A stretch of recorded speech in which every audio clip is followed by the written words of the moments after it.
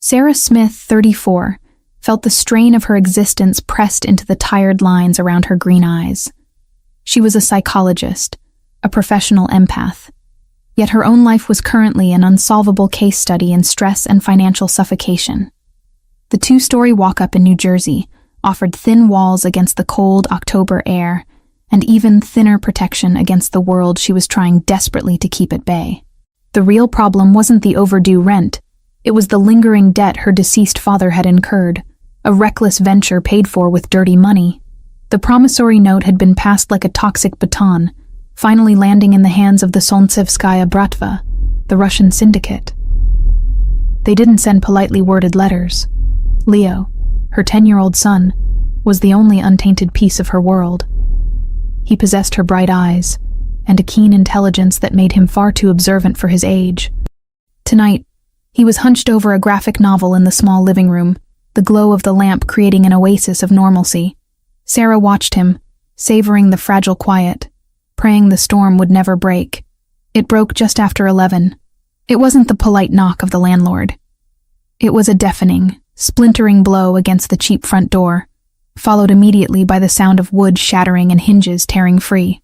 Sarah screamed, a sound trapped in her throat, and shoved Leo into the narrow utility closet in the hallway. "Stay hidden, darling. Don't move, no matter what." The whispered command was fierce, infused with a primal, desperate love. She slammed the door shut just as the men entered. Two figures filled the small living room, large men in heavy dark coats that seemed too big for the space. They carried the oppressive scent of stale cigarettes and imminent violence. Their faces were brutal, their eyes cold. One of them, a mountain of muscle with a scarred eyebrow, grabbed Sarah by the arm, the force crushing her bones. "The debt is past due, Dr. Smith," the man hissed, his English heavily accented.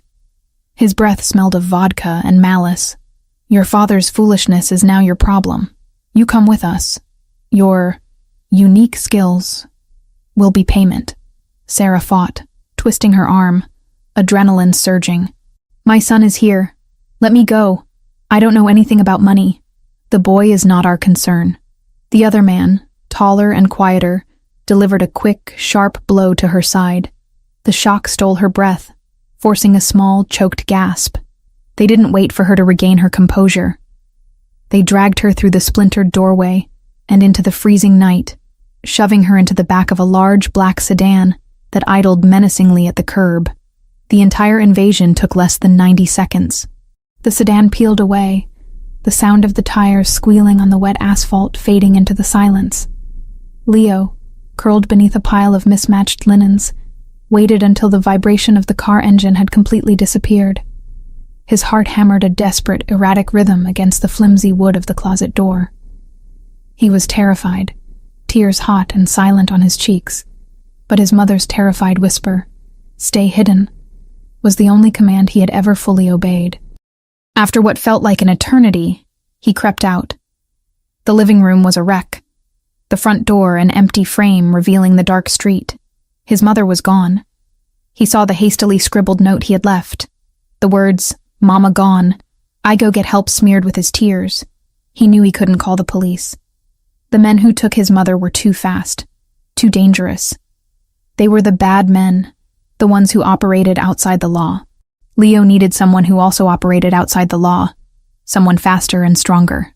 He remembered the neighborhood whispers, the gossip shared by the delivery drivers and the elderly neighbors about the massive estate just 5 blocks away, the one surrounded by the impenetrable stone wall, the armed guards, and the surveillance cameras on every corner.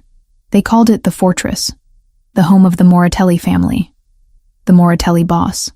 It was a place of power, a place where ordinary rules did not apply. It was his only chance.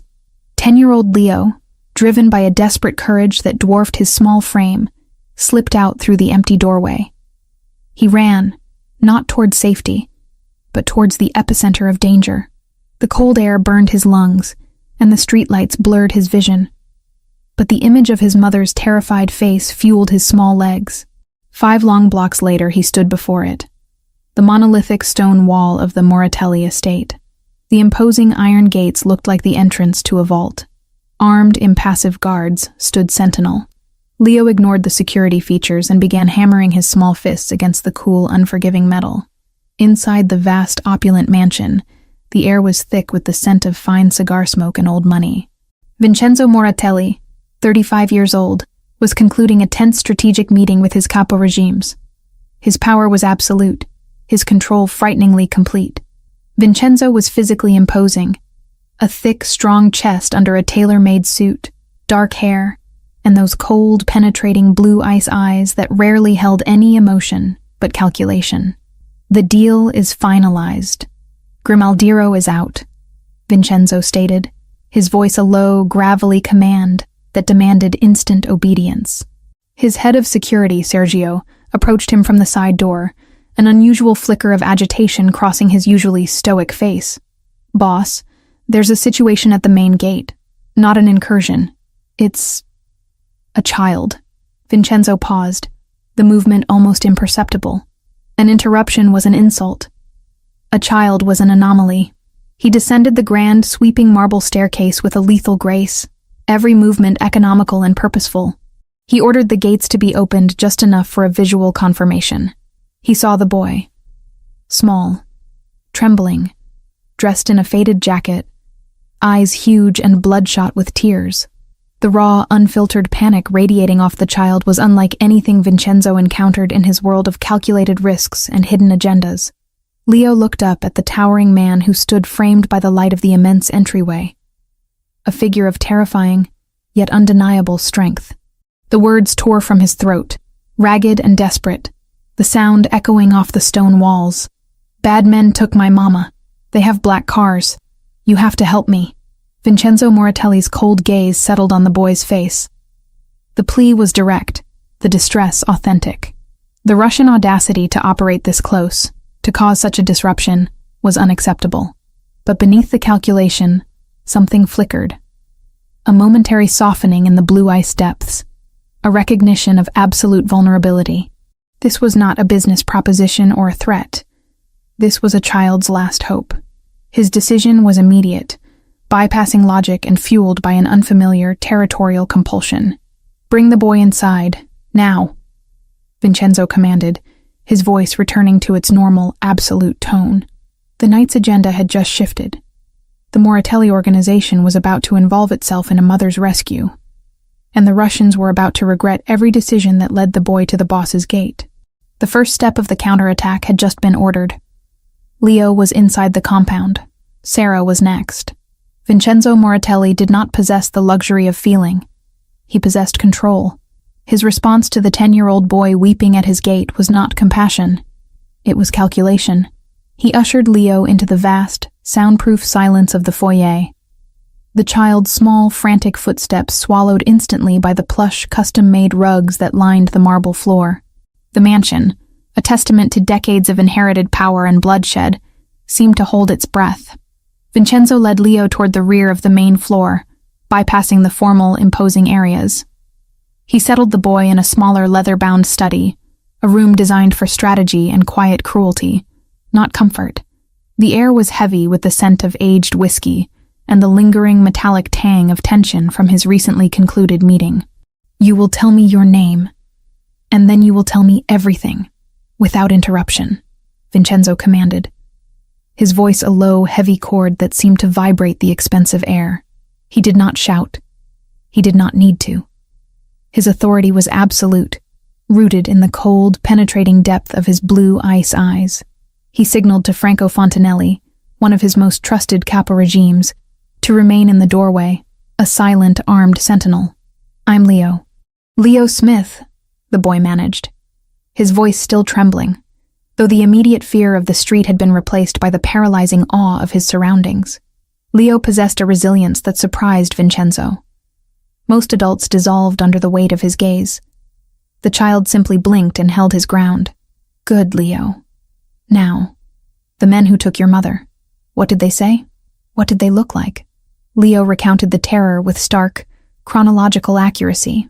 He described the forced entry, the brutal, non-negotiable tone of the men, and crucially, the heavy Slavic accents. "They were big, Mr. Moratelli." And they kept saying something about my mom having to pay or use her brain to help them. She's a psychologist. And the car? Vincenzo pressed. Black. Big. An SUV, I think, but shiny. I remember the smell when they broke in. Like smoke and something cheap, like bad aftershave. Vincenzo's jaw tightened, the muscle working under his tanned skin. The Solntsevskaya Bratva. They were crude, predictable.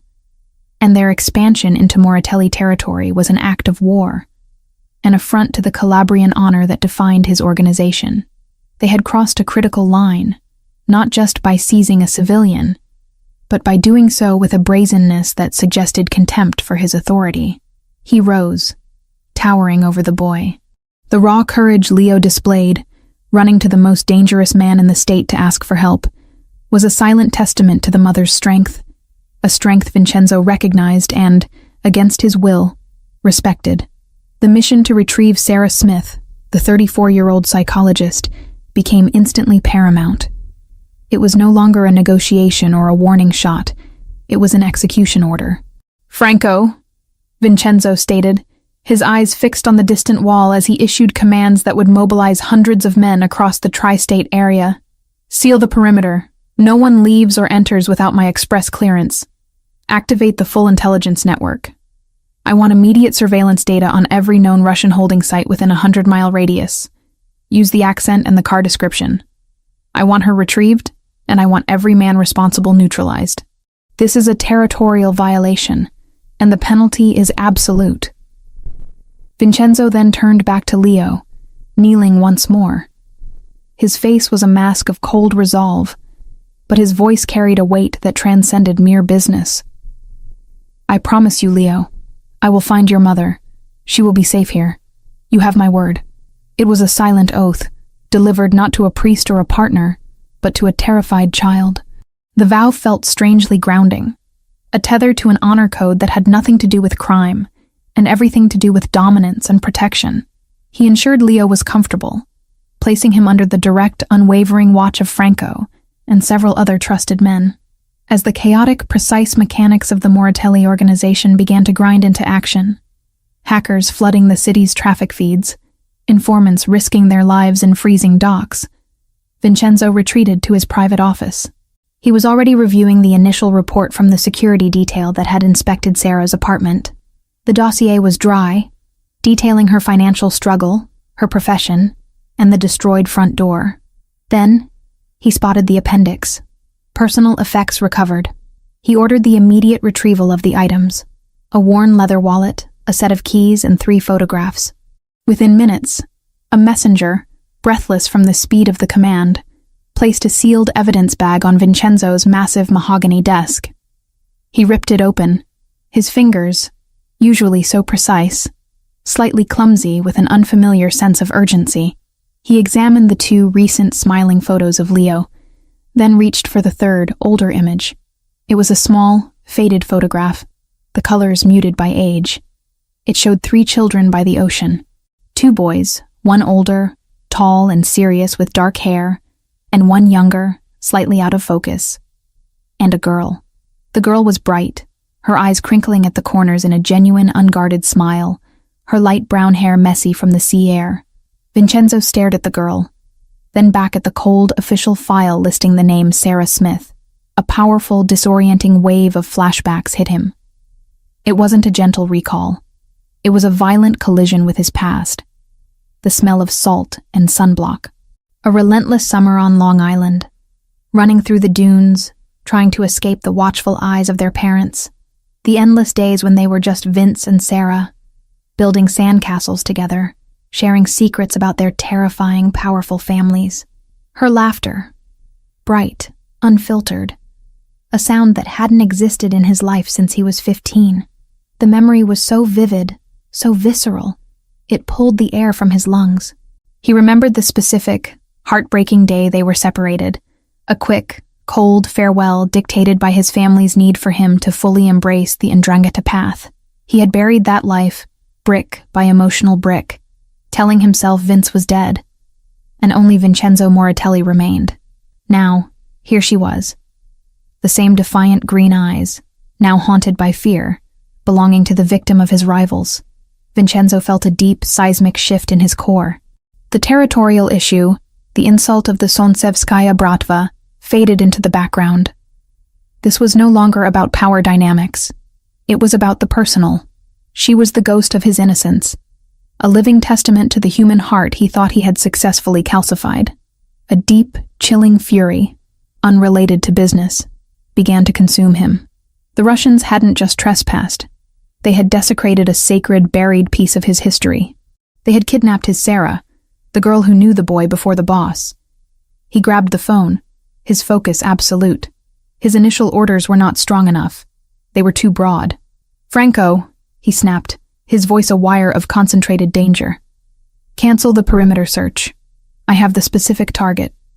The Russian safe house on Dock Street. The one we deemed inactive 2 weeks ago. Get me tactical maps, satellite thermal imaging, and the entire armed company. I am going in first." This is no longer an extraction. It is a retaliation. His eyes drifted back to the faded photograph on the desk. He felt the heavy, protective responsibility of his past collide with the lethal power of his present. He was going to save Sarah, not because of a territorial code, but because he was compelled by a forgotten part of his own soul. The mission had transformed into a crusade.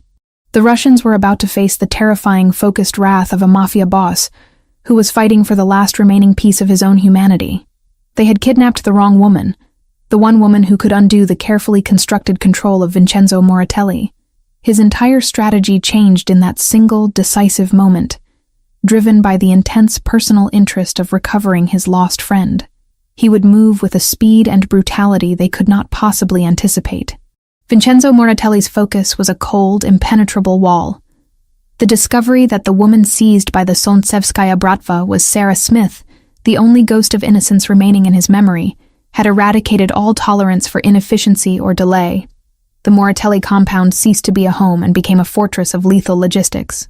Every one of his resources, from the highly trained, silent soldiers patrolling the New Jersey streets to the elite tech unit buried deep in the mansion's subterranean levels, was harnessed toward a single, terrifying objective: immediate, overwhelming retrieval. "I want real-time thermal data on every warehouse within a 5-mile radius of that dock address. Sweep the encrypted Russian communication channels again. They are expecting a response, but not this one," Vincenzo articulated, his voice stripped of all emotion, leaving only raw, dangerous command. He stood over a massive digital map that glowed with tactical data, his dark suit blending into the shadow-drenched atmosphere of the makeshift war room. The scale of the Moratelli operation was colossal, a testament to decades of inherited power. It moved with the precise, deadly speed of an unstoppable mechanism, designed to crush any threat that dared to infringe on the boss's territory or his interests. Vincenzo had ordered the immediate deployment of 3 separate, heavily armed units, but his intentions were clear to his trusted lieutenant, Franco Fontanelli. The boss was not simply directing, he was preparing to participate. His motivation was layered. The insult to his territory was unforgivable, but the fury that truly drove the operation was the realization that the Russians had touched his past. He would make them pay for every single moment Sarah spent breathing the stale air of their confinement. Meanwhile, Sarah Smith was utilizing the only weapon she had left: her mind. She was held in a desolate warehouse, an abandoned monument to industrial decay. The stench of stagnant water, old oil, and the faint metallic scent of tension clung to the damp concrete walls. Her hands were zip-tied behind a rusty pipe, but her spirit remained unbroken, fortified by the memory of Leo's frantic eyes. Her captors, led by Yuri, a man whose bulk and rough face suggested blunt force trauma was his solution to all problems, had been increasingly frustrated by her refusal to cooperate. They needed her specialized skills as a psychologist, likely to extract information from a key target or to verify the mental stability of a high-value asset, and her persistent refusal was costing them precious time. "We do not have time for games, Doctor," Yuri snarled, slamming his fist onto a nearby oil drum. The noise was deafening in the confined space. "Your son is 10 years old. A mother should comply." Sarah, though her pulse hammered against her wrists, forced herself to inhale slowly. Her training taught her to observe, to analyze stress points, to find the deep-seated fears that motivated even the most monstrous behavior. Yuri was not motivated by conviction. He was motivated by fear of his superiors, coupled with a desperate need to appear competent.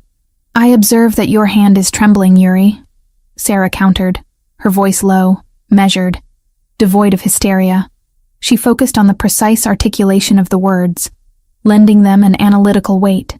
"Your organization is exposed. You made a reckless error by kidnapping a civilian in a rival's territory. You are afraid that your superior, whoever he is, will blame you for the Moratelli retaliation that is already coming." She pressed her advantage, using her professional knowledge to dismantle his bravado. "I am refusing to cooperate not because I am foolish, but because my cooperation is your only currency. If I give you what you want now, you have no reason to keep me alive. But if I remain a problem, a complex, unique problem that only you can solve, you buy yourself more time. You are trying to survive, Yuri. So am I. Let's not make decisions based on desperation." Her calculated resistance was maddeningly effective. She exploited the hierarchy of the Solntsevskaya Bratva and Yuri's inherent insecurity. He was expecting weeping, passive compliance. Instead, he faced cold, clinical analysis of his own failure. She was not a victim. She was a frustrating, intelligent obstacle, a psychological challenge that defied the simple solutions of violence and threat. Her refusal was, paradoxically, her most potent defense, proving her strength and intelligence, buying crucial hours. Vincenzo, unaware of Sarah's masterful psychological maneuvering, saw only the ticking clock and the escalating risk. The satellite feeds confirmed the Dock Street location. The intelligence suggested a heavy Russian presence, confident in the secrecy of the location, and expecting the Moratelli response to be a calculated siege, not a direct assault. He stood before Franco and his inner circle, his decision solidifying with the weight of destiny. His eyes scanned the tactical map, the entry points, the sightlines, the escape routes. The established protocol for a boss of his magnitude was to remain safely off-site, directing the operation via encrypted comms.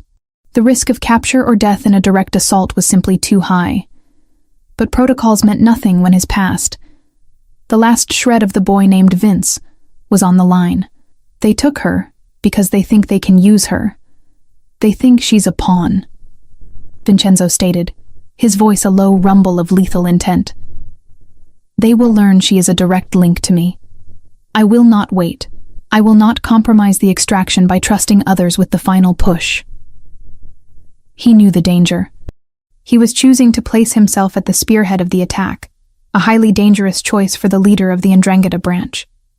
But the fury over the violation of Sarah, the woman who carried the secret of his childhood innocence, was too strong. He was going not just for rescue, but for retaliation. He needed to be the one to deliver the punishment, to reclaim what was intrinsically his, both by territory and by history. We move in 10 minutes, Vincenzo concluded, strapping the holster for his Sig Sauer tightly to his side. He looked at Franco, his expression resolute. No quarter. This is not a negotiation. It is a cleansing. And I am leading the first team through the primary breach point. Franco, a man who understood the language of organized vengeance, did not argue. He simply nodded and began issuing the final chilling orders to the heavily armed, tactical Moratelli team. The air in the mansion crackled with the energy of imminent violence. Vincenzo had made his choice, driven by a personal imperative that transcended all logic and self-preservation. He was going to face the Russians head-on, and they would soon discover the terrifying consequences of making his friend, his forgotten past, their reluctant captive. The countdown had reached 0. The only direction left was forward, into the fire. The Moratelli strike was not an attack. It was an eradication. It was executed with the chilling surgical precision that characterized Vincenzo Moratelli's entire empire, a stark contrast to the reckless, crude violence of the Solntsevskaya Bratva.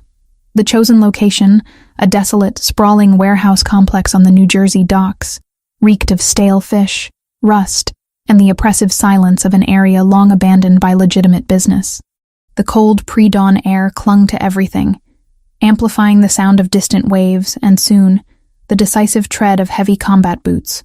Vincenzo moved at the head of the formation, flanked by Franco Fontanelli and his most lethal operators. The Moratelli men were clad in tactical black, their movements fluid and practiced, minimizing noise and maximizing lethal efficiency. Vincenzo, despite his position as boss, carried the largest share of the danger, his custom-tailored bulletproof coat offering minimal assurance against the potential ambush he knew the Russians might attempt.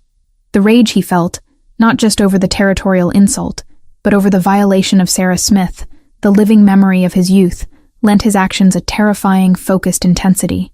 He wasn't thinking of market share or leverage. He was thinking of reclaiming what was intrinsically his. They breached the main structure through a seldom-used service tunnel, the explosion required to clear the path muted by tactical dampeners. The breach was sudden, complete, and terrifyingly silent. The instant the structural integrity of the Russians' defensive perimeter was compromised, the Moratelli forces poured inside. The warehouse interior was cavernous, illuminated only by weak, dusty overhead lights and the muzzle flashes that immediately erupted. The confrontation was quick, brutal, and asymmetrical. The Russians were prepared for a siege, not a direct internal assault led by the boss himself. Their positions were compromised, their defenses outflanked. The Moratelli strategy was flawless. Isolate, neutralize, secure the target. The air filled with the deafening cacophony of automatic fire, the metallic tang of spent casings, and the sharp, visceral scent of hot blood. A smell Vincenzo was intimately familiar with, but one that tasted different now, fueled by a deeply personal fury. Vincenzo moved through the chaos like a dark, unstoppable force. He didn't waste ammunition or time, his focus never wavering from the interior layout he had memorized from the thermal imagery. He dispatched 2 heavily armed Russian guards near a stack of shipping containers with ruthless efficiency, his eyes scanning for the auxiliary room where the reconnaissance suggested the captive was being held. The violence was precise, calculated, and terrifyingly fast. He moved with a cold grace, utilizing the shadows and cover with the practiced ease of a born predator. The main warehouse floor fell to the Moratelli strike teams within minutes. Franco ensured that every Russian threat was eliminated or neutralized, securing the perimeter with grim efficiency. Vincenzo, however, pushed deeper, toward a small, windowless office partitioned off from the main area. He kicked the reinforced steel door off its hinges. Inside, the light was weak. Sarah Smith was slumped against a rusty pipe, still partially bound, her face pale, her beautiful green eyes wide with terror, but still holding a fierce, desperate intelligence. The man who had been harassing her, Yuri, the rough-faced Russian leader, was scrambling for his dropped weapon near the filing cabinets. Having been momentarily stunned by the sound of the breach, Vincenzo ignored Yuri entirely. His blue ice eyes locked onto Sarah's face. For the first time in 20 years, he saw her not as a ghost, but as a terrified, breathing woman caught in the inferno of his life. Sarah's senses were overwhelmed. The noise of the breach had been agonizing. And now, the sight of this new figure, taller, broader, moving with a silent, absolute authority, paralyzed her. He wore darkness like a second skin, and the air around him vibrated with raw, lethal power. She didn't recognize him. She only registered him as the dominant force in this brutal equation. He wasn't a savior. He was simply a different, more powerful predator. Vincenzo reached her in 2 long strides, ignoring the chaos and the wounded Russian nearby. He produced a sharp, tactical knife and swiftly cut the zip ties binding her wrists and ankles. The movement was fast, but his hands, though huge and scarred, were surprisingly gentle on her skin. "It's over," Vincenzo stated, his voice a low, gravelly vibration that barely cut through the ringing in her ears. He didn't wait for a response. He simply pulled her into his embrace, wrapping one arm tightly around her waist, anchoring her against his rock-solid frame. The first contact was electric. Sarah felt the immediate, shocking contrast. The icy cold of the warehouse floor against the absolute heat and hardness of his body. She was engulfed in the scent of expensive leather, gunpowder, and the heavy, masculine cologne he wore. Terror still gripped her. She was in the arms of a mafioso now, but underneath the terror, she felt something wholly unexpected. Absolute, undeniable security. It was the shield of a tank protecting a tiny, vulnerable flame. Her entire body sagged against him, accepting the protection he offered without question, her heart hammering against his chest. "Who are you?" she gasped, the question thin and lost. Vincenzo merely tightened his grip, his attention on the door. "Irrelevant. We're leaving." He half lifted her, supporting her weight as they moved swiftly toward the main exit. Meanwhile, Yuri, the Russian lieutenant, having recovered slightly from the initial shock, watched the boss's face as he secured the woman.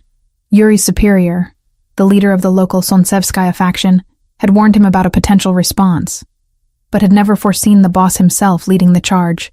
Yuri recognized the man instantly from internal intelligence reports. Vincenzo Moratelli. But it was the cold, personal fury in Moratelli's blue eyes, a look that transcended simple business rivalry, that spoke volumes. Moratelli wasn't just collecting property, he was taking something he cherished. As Vincenzo navigated the chaos with Sarah pressed against him, they passed through the main warehouse floor. The Moratelli men were already mopping up the resistance, their efficiency terrifying. The escape was not subtle. It was a powerful, orchestrated withdrawal, protected by sustained cover fire to deter any Russian counterattack. The escape route led them through a side entrance, where armored SUVs were idling. Just as they reached the vehicles, Yuri, fueled by a mixture of desperation and professional failure, managed to fire off a desperate, uncontrolled burst from a submachine gun. The bullets impacted the wall mere inches from where Vincenzo and Sarah were passing, the sound deafeningly close. Vincenzo shoved Sarah into the back of the SUV, shielding her completely with his own body before diving in after her. He didn't flinch, didn't spare a glance backward, only issuing a final chilling command into his headset. Confirm kill on Yuri. Ensure no survivors remain to tell the tale. The Moratelli message is delivered. The SUV peeled away, leaving the dockland silence to swallow the screams and the gunfire. Inside the armored vehicle, the air was suddenly quiet. Only the steady, rumbling vibration of the powerful engine filling the space. Sarah was huddled against the cold leather seat, still hyperventilating, the smell of gunpowder clinging to her hair. She stared at the man beside her. The man who moved like death, yet had saved her life. He was magnificent and terrifying, and he had claimed her in the inferno without a single word of consent. Vincenzo didn't look at her immediately. He was communicating with Franco, ensuring the Moratelli forces had withdrawn without casualties. His voice was all business, controlled, and absolute. The operation was a resounding success, a complete victory for the Moratelli family. But the confrontation had not ended the danger. It had merely escalated it. Hours later, the local head of the Sontsevskaya Bratva, having received Yuri's last scrambled transmission, was left with a single, horrifying truth. The Moratelli boss had personally intervened. He had risked everything for the woman. This was not a turf war, it was a vendetta, and their immediate retaliation had failed. The Russian leader, his face contorted in a mask of vengeful rage, made a solemn oath to his remaining men. The Calabrese boss has stolen our asset and embarrassed our name. He thinks he can hide her in his castle. He has just signed the death warrant for that woman and his entire family. He chose to make this personal. We will make him regret that decision with every breath he takes. Moratelli will pay 100 times over. His woman is now a target of the highest priority. Find her. Bring her back, or burn the city trying. The successful rescue by Vincenzo had ignited a far more dangerous, focused vendetta from the Sontsevskaya Bratva, setting the stage for the continuing lethal drama. Sarah was safe, but the boss's intervention had tied her fate permanently to the escalating, unforgiving world of mafia warfare. The escape was complete, but the war for her safety had just begun. The black-armored Suburban slipped through the main gates of the Moratelli estate, with the practiced ease of an apex predator returning to its den. The sun was now high, casting sharp, defining shadows across the perfectly manicured lawns and the towering stone facade of the mansion. Inside the vehicle, the air was still thick with the metallic tang of fear and gunpowder residue, a stark, unwelcome contrast to the overwhelming silence of safety. Sarah Smith's physical exhaustion was almost complete. Her muscles ached from being bound, her head throbbed, and her psychological defenses were frayed. Yet, the resilience of the mother, the fierce, protective instinct, remained intact. She glanced at the man beside her, Vincenzo Moratelli. He had shed his tactical gear and was now simply clad in his dark, immaculately tailored suit, looking untouchable, magnificent, and entirely terrifying. He was the eye of the storm, the source of the incredible violence that had just saved her life. He had saved her, but she understood one immutable truth. She was not free.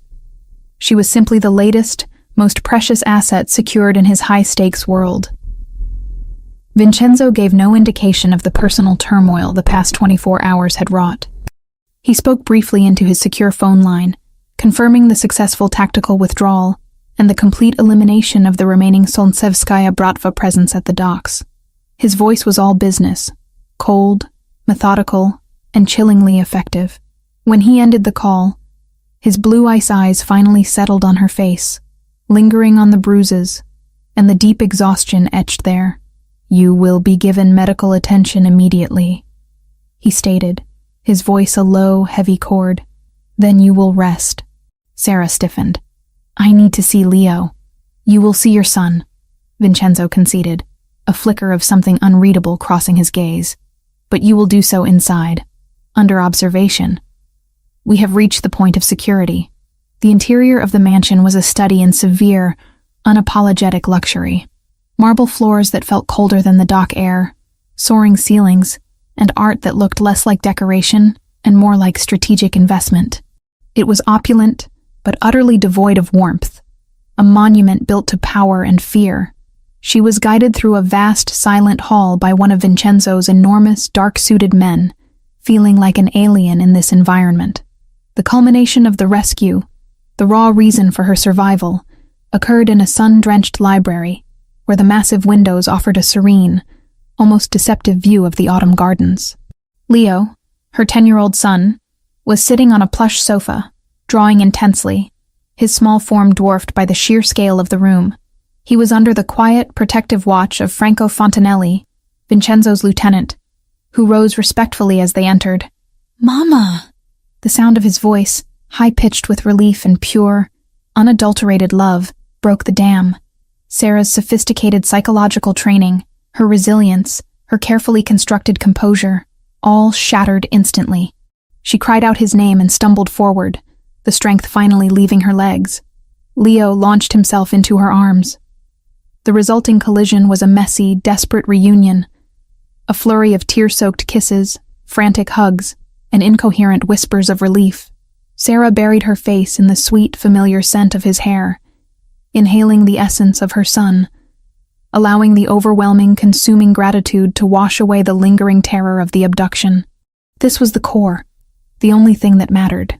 She held him tightly, fiercely, anchoring herself to the small, breathing reality of her son. Finally safe. Vincenzo and Franco stood back, observing the scene with a silence that spoke volumes of their own strict protective code. Vincenzo had delivered on his unspoken vow. When the frantic energy of the reunion subsided, leaving Sarah weak but profoundly whole, Vincenzo finally stepped forward. "The reunion is complete," he announced, his voice snapping the room back to the brutal reality of their situation. "Now, the terms." Sarah held Leo tightly against her side, her green eyes flashing defiance despite her exhaustion. "My terms are simple. My son and I go home. I can't stay here." Vincenzo's mouth curled into a cold, dismissive line. "Your home is compromised. Your father's debt has been paid in violence, not cash. The Solntsevskaya Bratva knows you are under my protection, which makes you and Leo the highest priority targets for their revenge. You leave this house, and you sign your own death warrant. This," he gestured broadly at the marble, the security, the palpable silence, "is the only structure in this city that can guarantee your survival. So I trade one prison for another? A warehouse for a gilded cage?" Sarah challenged, the defiance fueled by her profession's need for independence.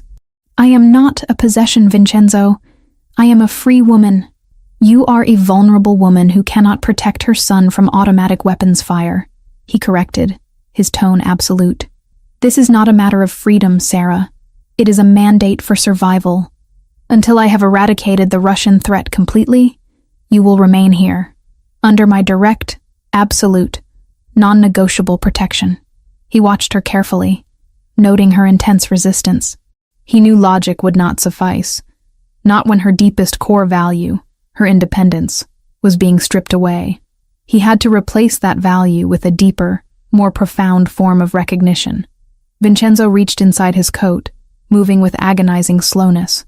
He did not retrieve a weapon, but a small, faded piece of paper. He extended his hand, and Sarah, mesmerized, accepted the old photograph. She looked down. The image was soft with age, featuring 2 children on a dock, their faces smeared with sunscreen and sand. A serious, dark-haired boy and a girl with an irrepressible smile. Her fingers trembled as she realized the truth.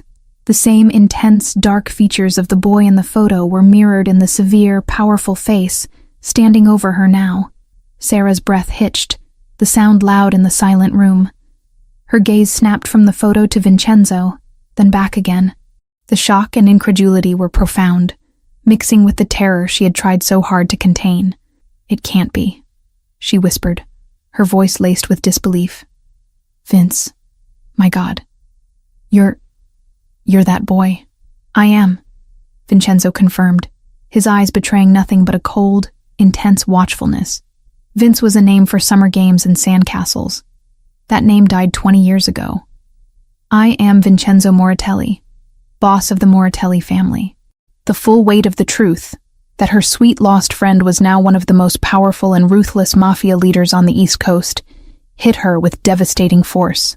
She stumbled back, pulling Leo tightly against her chest, suddenly realizing the full danger of the monster who had saved them. How? How could you fall into this? How could you become this? Her voice cracked with pain, disbelief, and a profound sense of loss for the boy she remembered. A monster who deals in violence and death? Vincenzo did not flinch, his jaw set in a hard, unforgiving line. "It was my birthright, Sarah. My path was chosen the moment I was born into this name. I became what was required to survive, to protect my legacy, and to ensure my domain remained untouched." He took a step closer, the power radiating off him like heat. "Now, the time for memories is over. The past has served its purpose. I risked my life, and the lives of my men, to reclaim you, because you are a living piece of my history, and no one violates what is mine. This is the new contract. You will not leave. You will trust me, the boss, to eliminate the threat." He looked at Leo, then back at Sarah, his blue eyes holding a terrifying clarity. "I made a silent oath to that boy," he said, indicating Leo, "and I made a stronger one to the boy I once was, the one who shared sandcastles with you. The Solnsevskaya Bratva will be erased. Until that is complete, you are an extension of the Moratelli name. You are protected, provided for, and secured. You are safe. That is not a promise. It is a guarantee backed by the Moratelli Empire. Now, take Leo, and go rest. The war continues, and you are currently its most valuable, most heavily guarded asset." Sarah felt the absolute finality of his command. She knew in her heart that resisting his protection was tantamount to suicide. She was trapped, yes, but in the safest cage in the world. She looked at her son, then at the hard, uncompromising face of the man who had been her innocent friend and was now her powerful, dangerous jailer. The realization was clear. She was entirely dependent on the man who embodied everything she professionally stood against. She nodded, a gesture of weary, forced acceptance, knowing that her future was inextricably bound to his dark, absolute power. The new contract had been signed, not with paper, but with blood and the ghost of their shared past. Vincenzo Moratelli's mansion was a fortress of silent, impenetrable luxury. For Sarah Smith, it was the ultimate horrifying irony, the safest place on earth, yet the greatest threat to her independence. She was installed in a vast, opulent suite with Leo, a space furnished with museum-quality pieces and guarded by men who moved with the quiet efficiency of trained killers. The air here was scented with expensive wood polish and the heavy, constant presence of absolute power. Life within the gilded cage settled into a bizarre, unnatural rhythm. Leo, resilient and tenaciously curious, adapted with unsettling speed. The trauma of the abduction was slowly being replaced by the palpable security offered by the heavily armed men who constantly shadowed him. He adored Franco Fontanelli, seeing the large, stoic capo as a real-life action hero, constantly asking questions about the surveillance gear and the armored cars. Vincenzo, surprisingly, tolerated this relationship, even encouraging it with small, almost imperceptible acts of indulgence, a new, high-tech gaming system, specialized literature on military history. These were the first, crucial flashes of humanity that Sarah, the psychologist, began to meticulously catalog. Sarah's professional mind, unable to engage in her regular practice, turned inward and outward, fixating on her environment and her captor, savior. This was the only way she could maintain a sense of control, by analyzing the Moratelli organization and the man who commanded it. She observed Vincenzo relentlessly. He was a creature of immense, frightening discipline. His meetings were conducted in severe, rapid Italian. His orders were non-negotiable. His control over his men was absolute. There was no hesitation, no apology, only cold, precise strategy. Yet, she noted the contradictions. He insisted that Leo's meals be prepared according to his dietary preferences, personally ensured the boy had access to tutors for his schooling, and occasionally, she would catch him observing Leo from a distance. A remote, almost wistful expression, momentarily softening the severe planes of his face. He was protective of Leo with an intensity that transcended mere obligation. It was something foundational, a shield against the darkness of his own world. He does not want Leo to be like him, Sarah confided one evening to herself, scribbling notes in a small concealed journal, a professional habit she couldn't break. The boss is protecting the boy's innocence, perhaps trying to protect the innocence he himself lost. He compartmentalizes ruthlessly. The family man is separate from the boss, but the separation is failing. Leo is the key to his humanity. The emotional development between Sarah and Vincenzo was a slow-burn agony, complicated by their shared past and their irreconcilable present. The attraction was a physical fact she fought daily. He was overwhelmingly masculine, his power translating into a tangible magnetic force. His presence was safe, a solid, unmoving wall against the threat he himself represented. The moments of vulnerability shared during the rescue, the raw intensity of the reunion with Leo, had forged a fragile sense of mutual trust. She trusted him to be lethal. She trusted him to be protective.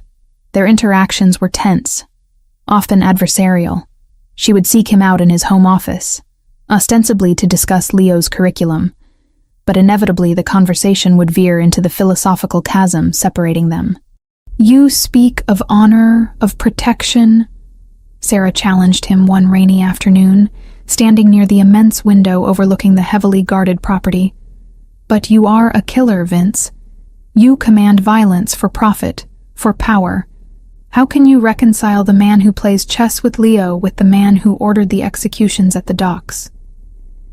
Vincenzo put down his pen, his blue-ice eyes meeting hers with startling directness. The lack of apology was absolute. "I don't reconcile it, Sarah. I live it. The two men are one. The violence I command is the price of the security I offer.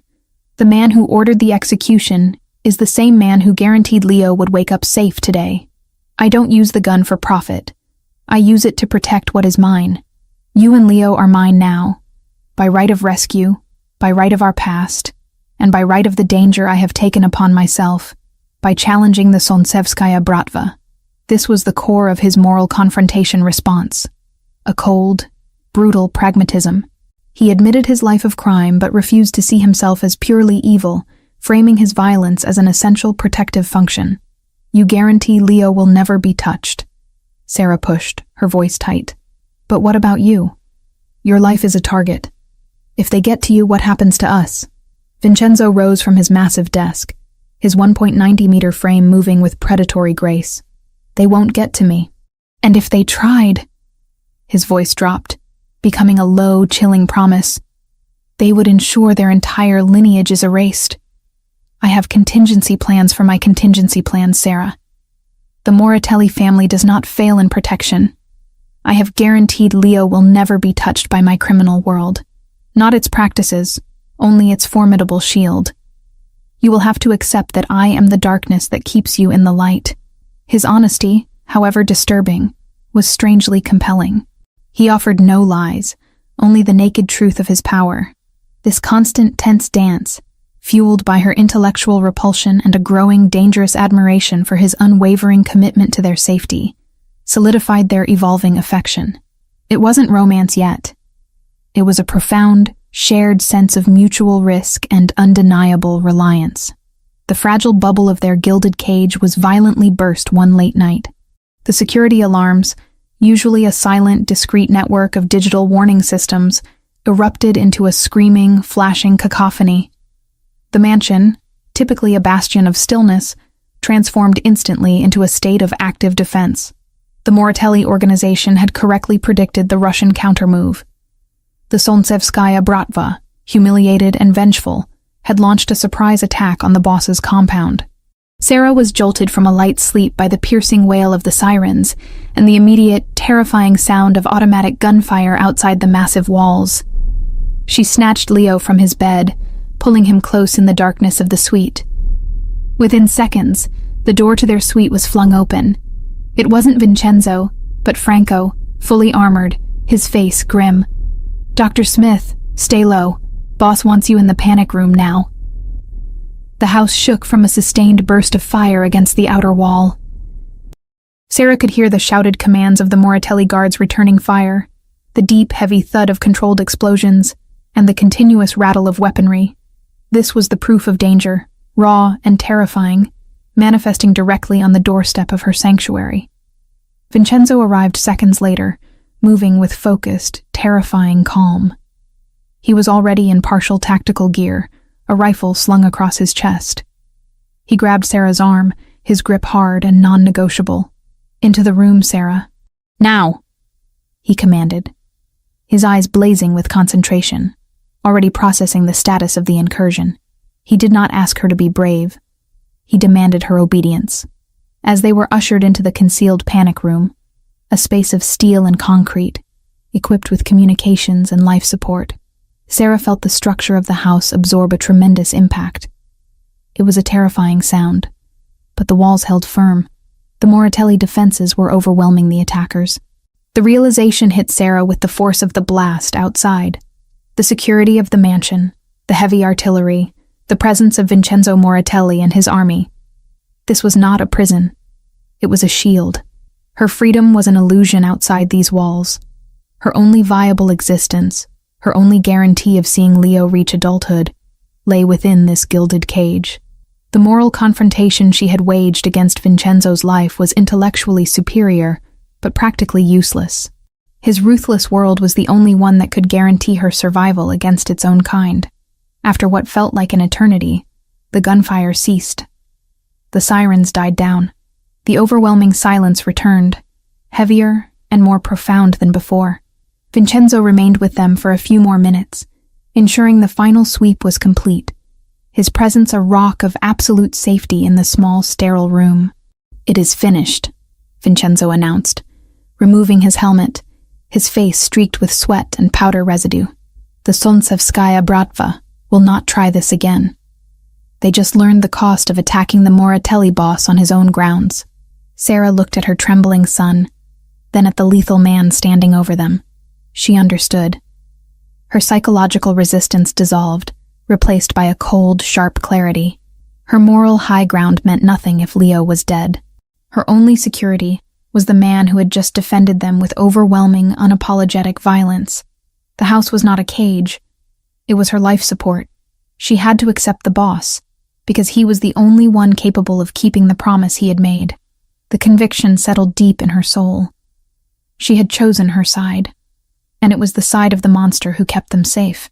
The chaos of the Russian attack had solidified Sarah's position within the Moratelli fortress. She was no longer just a hostage or a rescue liability. She was a prized asset, fiercely protected. But the new reality demanded a shift from professional resistance to something far more intimate and dangerous. Vincenzo had demanded a dinner, an event he coldly referred to as a necessary review of current psychological status, but which felt to Sarah like the world's most unnerving first date. They sat in the small, rarely used dining room adjacent to the main library, a space that was both opulent and strangely intimate. A single crystal chandelier cast a warm, deceptive glow over the table, which was set for two with heavy silver and pristine linen. The only other person present was a silent server, who moved like a ghost, ensuring their every need was met without ever making eye contact. The contrast was jarring. The smell of fine, expensive food and wine set against the memory of blood and automatic gunfire from the previous night. Vincenzo, immaculate in a black silk shirt that highlighted the powerful contours of his chest and shoulders, watched her over the rim of his wineglass. His blue ice eyes were steady, assessing. "You are quiet," he stated, breaking the prolonged silence that had been stretched thin by mutual tension. I had anticipated a more aggressive line of questioning after last night's demonstration. Did the reality of the situation finally silence the psychologist? Sarah took a slow, steadying breath. She had spent the day preparing for this confrontation. She knew she couldn't fight his power physically, but she could attack the fortress of his mind. She would use her profession to probe the man who used to be Vince. "No, Mr. Moratelli," Sarah replied, her voice firm, despite the tremor in her hands. "The reality of the situation simply provided me with new, conclusive data. You are not just a businessman or a criminal. You are a shield, and a highly effective one. But I still need to understand the structural flaws in that shield. Why did you risk leading the assault yourself? It was unnecessary for the success of the mission, and catastrophically dangerous for your organization." Vincenzo tilted his head, a minuscule gesture of acknowledgement. Protocol dictated a perimeter siege. Instinct dictated the front line. The Solntsevskaya Bratva did not just take a woman. They took something that belonged to my past. That requires personal, overwhelming retribution. And what exactly belongs to your past, Vince? Sarah pressed, deliberately using the name of the boy he had claimed was dead. This was the start of the psychologist in action. She was using the past to breach the present. The woman who knew you when you built sandcastles, or the shame of the boy whose innocence you had to murder to survive. Which one was worth the risk? The question was a direct hit. For a fleeting moment, the mask of the boss fractured. A deep, cold pain flashed in his eyes, immediately buried beneath layers of control. "You probe too deeply, Dr. Smith," Vincenzo warned. But there was no real heat in the warning. He was, she realized, intrigued by her audacity, perhaps even starved for a conversation that wasn't built on fear or deference. "It is my job," Sarah countered, leaning forward slightly, her green eyes intense. "And your problem is that you think you can separate the man who shared secrets with me from the man who runs a criminal empire. You can't. The emotional wall you built, the one that keeps you cold, efficient, and ultimately solitary, is based on the brutal self-sacrifice of that 10-year-old boy. He sacrificed his heart for the sake of survival. And every time you look at Leo, you see what you gave up." The room seemed to shrink. Vincenzo put his wineglass down, the sound of the crystal against the polished table a sharp punctuation mark. He stared at her, not with anger, but with a profound, terrifying recognition. She hadn't just analyzed him. She had seen his soul's most guarded wound. "The burden is absolute," Vincenzo finally admitted, his voice barely a rasp, confirming the crumbling walls. This was not a conversation he had ever had, or ever expected to have. "I carry the weight of my father's mistakes, the loyalty of 2,000 men, and the expectations of a legacy built on blood. There is no room for softness. Softness gets people killed." Vince had to die so Vincenzo could guarantee control. "The only thing that tethered me to that past was the thought of you. Living a clean, separate life when they took you. That tether snapped. The world became simple again. Eliminate the threat. Reclaim the asset. ensure survival. You speak of reclaiming an asset, Sarah murmured, her professional facade wavering, replaced by a deep, complicated empathy. She saw the true burden, the crushing solitude of the man who could never be weak. But you feel a responsibility for me. Beyond the asset ledger, you feel something for the boy who lost his friend. Vincenzo pushed his chair back and rose, moving around the table with predatory grace, until he was standing directly behind her. He placed his large, warm hands on her shoulders, the touch electrifying. It was a gesture of command, but also one of profound, magnetic connection. I feel the constant, agonizing draw of what could have been, he whispered, his breath warm against the sensitive skin of her neck. I feel the need to possess the one person who knew me before the stone was set. I risked everything not for property, Sarah, but for reassurance. And now that I have you, the need to keep you safe, to keep you here, in my light, where I can see you, is absolute. The tension in the room was now a living thing, thick and suffocating. Her skin prickled under his touch, the repulsion for the boss battling the overwhelming physical pull toward the man who had just laid bare the loneliness of his power.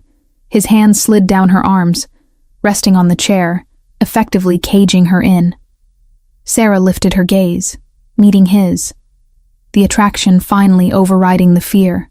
In his eyes, she saw not just the killer, but the isolated man she had just dissected. The raw vulnerability she had uncovered was the final, devastating trigger. She reached up, her fingers trembling, and cupped his harsh, unshaven jaw. The move was an act of both desperate comfort and reckless surrender. "You're still a boy, Vince," she whispered, her voice husky. "Just a very lonely, very dangerous boy." Before she could process the audacity of her action, Vincenzo bent down. His mouth claimed hers with a fierce, possessive intensity that eclipsed everything else. This was the first kiss, not gentle, not tentative, but a profound, desperate act of communication. It was the crushing release of 20 years of buried memory, the collision of two worlds, the acceptance of her analysis, and the dominance of his desire. His lips were demanding, his kiss absolute, tasting of rich wine and the fundamental danger that defined him. She responded instantly, fiercely, clinging to the lapels of his silk shirt, allowing herself to be swallowed whole by the terrifying, exquisite safety he offered. When he finally pulled back, breathing heavily, his forehead rested against hers. The silence returned, but it was charged, vibrating with the devastating connection they had just forged. Vincenzo did not press for more. He simply held her captive in the small, intimate space between them. The moment was defining, but not complete. The complexity remained. Their relationship was now rooted in this dangerous, undeniable intimacy, yet it remained a tethered connection. The promise of safety, the constant threat of the Solnsevskaya Bratva, and the innocent, overriding presence of Leo in the room next door acted as an immediate emotional barrier, preventing a full, reckless surrender. Leo was the boy's anchor, the constant, innocent reminder of the past, forcing the boss to maintain a sliver of the control he desperately needed. The kiss was a vow of possession and protection, but the final complete claiming would have to wait. The boss had dropped his guard for a moment, but the war, both external and internal, was far from over. He stood up, his control immediately reasserted. The moment of intimacy was past, replaced by the grim reality of their survival. "The war continues, Sarah," Vincenzo stated, his voice now cold, flat, and absolute. "But you will sleep well tonight. You are mine." The mansion, once a cold monument to Vincenzo Moratelli's power and solitude, slowly, irrevocably, began its transformation. It did not happen overnight, or with any grand declaration, but in the small, consistent acts of shared existence. The sterile atmosphere that had defined the fortress began to soften, imperceptibly at first, under the combined, defiant presence of Sarah Smith and Leo. The Solnsevskaya Bratva had forced Sarah into this life, but Vincenzo's relentless protection and the terrifying intimacy they now shared had rooted her here by choice. The aftermath of the close call with the Russian attack had stripped away the last vestiges of Sarah's intellectual resistance. She had seen the alternative, death and despair outside the fortified walls. She now lived in a state of conscious, brutal acceptance. She would not only stay, she would engage. She became Vincenzo's confidant, a role that no one else in the Moratelli organization, not even Franco Fontanelli, dared to assume. Their dynamic shifted from captor-captive and friend-savior to a tense, dangerous partnership. Sarah understood that Vincenzo needed more than just a lover or a mother figure for his de facto son. He needed a mind that was his equal, a challenger to his absolute authority. She used her skills as a psychologist not to heal him. She knew the darkness he lived in was too profound for therapeutic intervention, but to anticipate, analyze, and most importantly, challenge him. She observed his strategies, reading the underlying anxieties and blind spots in his cold, calculating approach to business and warfare. "You are underestimating the generational paranoia of the old man in Brooklyn," Sarah remarked one morning, interrupting a strategy meeting as Vincenzo reviewed encrypted reports on his digital screen. She stood by the window, ostensibly looking at the garden, but her mind was fixed on the data he had shared, a privilege granted to no one else. Vincenzo, who tolerated no interruptions from his men, simply paused, his blue ice eyes fixed on her reflection in the glass. "Explain, Sarah. He doesn't fear your power. He fears your speed," she articulated, walking into the room with confidence. "Your father's generation was slow, deliberate, built on personal insults. You are built on data and immediate, overwhelming force. He will expect you to move like a hammer. If you use a surgical strike, targeting only his financial assets that he personally manages, leaving the foot soldiers untouched, you exploit his weakness. You hit the one thing he protects more than his own life, his personal wealth, his perceived stability." Vincenzo stared at her, a muscle twitching in his jaw. The plan she suggested was unorthodox, almost impossible for his traditional capo regimes to understand, but logically devastating. It was a precise, bloodless attack on the psychological structure of his rival's life. He didn't thank her. He simply nodded, his decision made. "Franco, reroute the funds attack. Target only the personal account Sarah specified. Execute by midnight." Sarah had earned her place. She was the only person who could force the boss to pause, the only one who could offer him a mirror to his own emotional machinery, and, consequently, the only one who could truly help him survive. She was his external conscience, his strategic equal, forcing him to integrate his past with his present.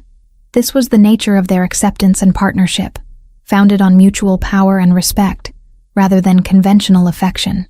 Meanwhile, Leo was flourishing in the absolute security provided by the Moratelli Empire. The mansion's heavily armored walls and the constant, reassuring presence of Vincenzo and his men offered the 10-year-old a sense of stability he had never experienced in the vulnerable walk-up apartment. Vincenzo, despite his terrifying life, had taken on the role of protector and father figure with a surprising, quiet commitment. He taught Leo chess, not just as a game, but as a discipline, a lesson in strategy, patience, and anticipating the opponent's moves. He never spoke of his life as the boss, keeping the criminal enterprise completely separate from the boy, fulfilling his initial promise that Leo would only know the shield, not the fire, of the 'Ndrangheta. Leo didn't see a criminal. He saw a formidable, rock-solid figure who commanded an army of respectful men and whose word was absolute law. He saw a man who had rescued his mother and guaranteed his safety. The fear that had initially propelled him to the boss's door had transmuted into an unwavering devotion. The transformation of the found home was the most profound change. Vincenzo's house, previously a study in cold, magnificent austerity, all polished marble and vast, echoing spaces, began to feel lived in. Leo's toys appeared discreetly placed in the main living areas. Sarah's books lined the library shelves. The sound of their laughter, rare but cherished, began to break the severe silence. The love between Sarah and Vincenzo grew, not from traditional romance, but from the shared crucible of danger and the devastating intimacy of their first kiss. Their connection was raw, rooted in the survival instinct, the shared memory of Vince and Sarah the children, and the current, thrilling fear of their life together. they both understood that danger was the accepted price for this absolute security. Their relationship was not soft or comfortable. It was tense, passionate, and fiercely possessive. They were bound by the knowledge that outside threats, now fully aware of the boss's attachment to Sarah, would use them as leverage. This reality only intensified their bond, forcing them to rely on each other completely. The darkness of the Moratelli world had served as the brutal womb in which their love was born. The war against the Solntsevskaya Bratva was slowly, meticulously being won, thanks in part to Sarah's psychological insights. The Russians were being dismantled from the inside out, their finances crippled, their command structure fractured by Vincenzo's unrelenting targeted strikes. The threat was receding, but the lifestyle, the power, and the danger would always remain. The story reached its quiet, powerful closing on a late night, the silence of the massive house complete and secure. Vincenzo and Sarah stood together in the doorway of Leo's immense bedroom. The boy was fast asleep, utterly peaceful, his small hand clutching a well-worn copy of a comic book. Vincenzo, his arm wrapped tightly around Sarah's waist, pulled her closer, anchoring her against his solid frame. She leaned into him, resting her head against his shoulder. His presence was her constant, quiet shield. "He's safe," Sarah murmured, the simple phrase holding the weight of their entire terrifying journey. "Always," Vincenzo confirmed, the single word a renewed oath delivered in the silence of the night. She turned in his arms, her fingers tracing the hard line of his jaw, her eyes, filled with a complex mixture of love, acceptance, and the knowledge of his lethal capacity, met his. "I am not afraid of your world anymore, Vince. I am only afraid of the day you might lose yourself in it. You have me. You have Leo. We are your tether." Vincenzo's stern face softened, the lines of command momentarily relaxing. He lowered his head and kissed her, a soft, profound touch of possession and surrender that confirmed their bond was unbreakable. "I choose the danger, Sarah," he whispered, his voice deep and resonant, "because it is the only way I can guarantee this. Us. We face it as a family unit." They stood there for a long moment. The mafia boss and the psychologist, united by a terrifying love forged in violence. They were ready to face the world of power, crime, and relentless danger, together. The house, once an impersonal fortress, was now their home, built on the foundations of absolute security, and a love that was born not in the light, but in the deepest, most necessary darkness. The man had made his enemies regret their actions, and in doing so, he had found the only thing he truly needed: